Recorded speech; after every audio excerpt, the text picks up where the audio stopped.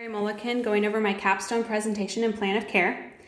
I chose Unity Point Marshalltown, the OB unit, because I'd already had some experience there on my LPN, and that was a very good experience. I also have known for a long time that OB was a passion of mine, and there's some interest in NICU, and I know that OB, especially mom and baby care, is preferred for going into a NICU, so I thought that would be a good way to get started.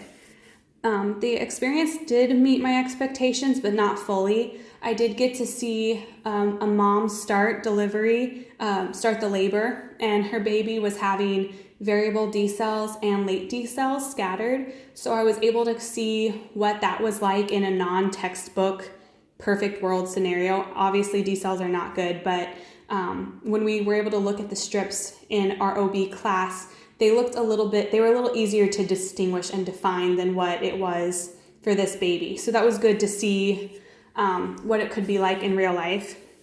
However, census was really low, so there was a lot of days or time periods especially, where we would be doing things like checking the oxygen cart, making sure that all the oxygen tanks were full, checking the crash carts. One day there was not any patient at all until 4 p.m., but we knew we had a C-section scheduled for the next day. So we prepared the room and made sure that the C-section, like the baby warmer, had everything it needed just in case something was to come out bad. We would be ready to take care of that baby immediately.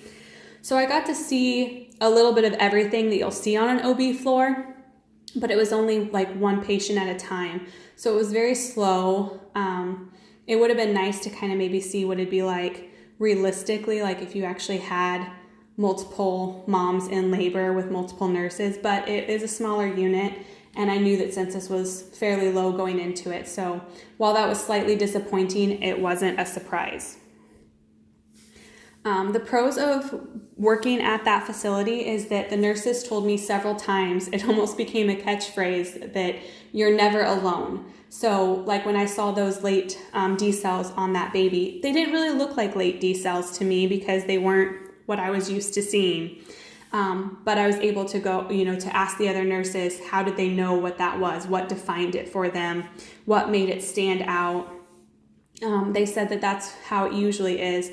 Maybe even at other hospitals, that you can always ask someone, what do you think about this? How would you handle this?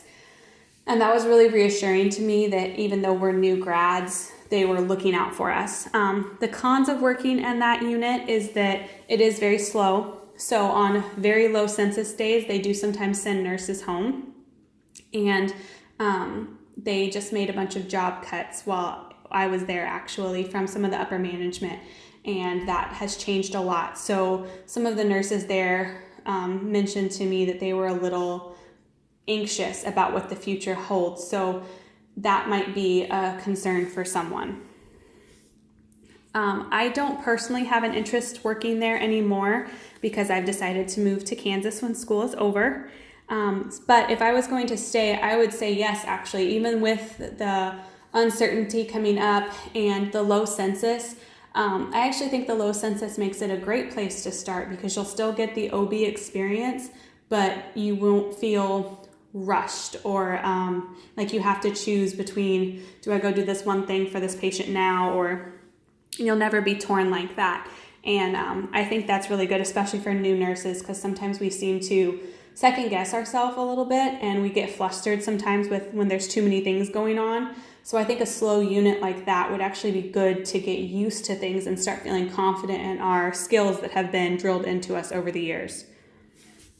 My recommendations for anyone choosing this site would be to ask actual questions, like have they had any answers about the OB unit and how long it's going to be open, because that was kind of discussed when I was there.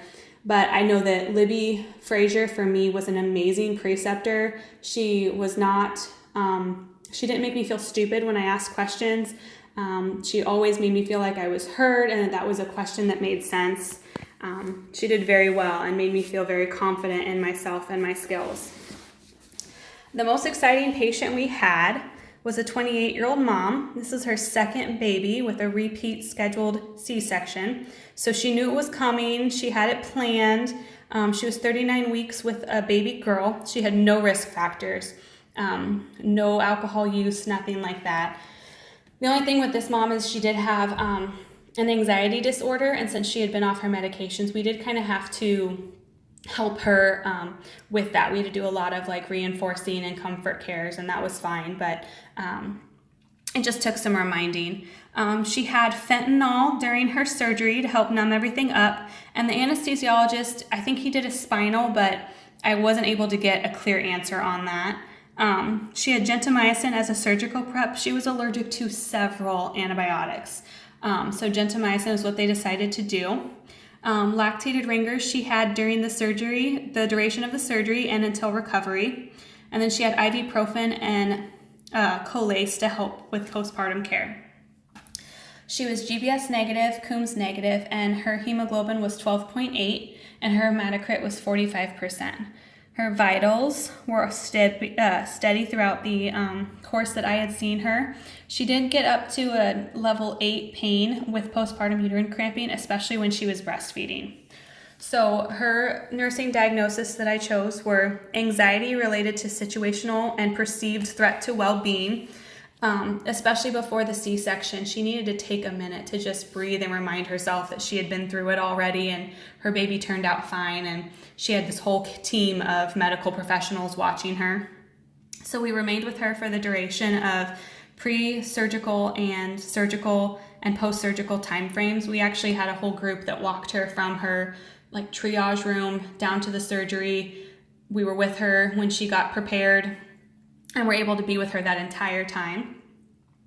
We just made sure that we talked to her in a slow, calm manner and explained everything we did before we touched her. We reinforced the positives of the situation. It really seemed to help her to know that like when this next step was done, she was gonna be that much closer to her baby girl. Those kind of things really calmed her down. We allowed her to express her feelings and allowed her husband to acknowledge things for her too. And then allotted time for privacy and centering pre-surgical. So that moment she took to just calm herself down really seemed to help her. And I have a little sticker. The adventure begins. Risk for ineffective breastfeeding. Sorry, I don't know why that's not focusing. There we go. Related to maternal confidence and large breast size. She had very, very large breast, and it was definitely very hard to get the baby into a position where she could feed well, especially as a newborn. She had some struggles. So we initiated breastfeeding within 1 hour of the birth. The infant stayed with her mom pretty much at all times. We did bring her out for some vitals check and for a bath, but that was it. We monitored breastfeeding efforts and helped as she needed it. Provided breastfeeding education, such as like hunger cues and different feeding positions. She was kind of hesitant to try some, but there was the football hold worked really well for her daughter, and that wasn't something she thought she wanted to even try initially.